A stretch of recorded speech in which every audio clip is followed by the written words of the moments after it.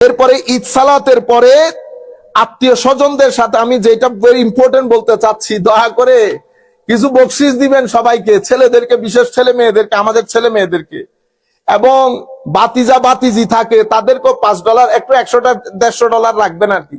আমাদের কালচারটা তাদেরকে একটু বুঝতে দেন, তারা যাতে বুঝে এনজয় করে। বাচ্চাদেরকে $5 হাতে দিলে অনেক খুশি হয়, আপনারা করেন। আমি তবুও বলতেছি আর কি, রিপিটলি আমি স্পেশালি আমার ছেলেদেরকে শোনানোর জন্য বলতেছি যে বেটা টাকাগুলো সব পকেটে রেখে দিলে হবে না, তোমরা বাপ দাদাদের মতো দেওয়ার চেষ্টা করবা। তোমরা শুধু বাবার দিকে ছায়া থাকো, বাবা কখন দিবে। তোমরাও টাকা কামাই করো। এখন যার হাতে $2-3 আছে, ই ক্যান স্পেন্ড ইজিলি $200, $5, $10 বাচ্চাদেরকে দিবেন। এই হচ্ছে সুন্নতে রাসূল সাল্লাল্লাহু আলাইহি ওয়াসাল্লাম ঈদ উল ফিতরের দিন। এই আন্দাজে করবেন। আল্লাহ রাব্বুল আলামিন আমাদের আপনাদের সকলের রোজা, কিয়াম, রুকু, সুজুদ সবকিছু কবুল করুন, আমিন।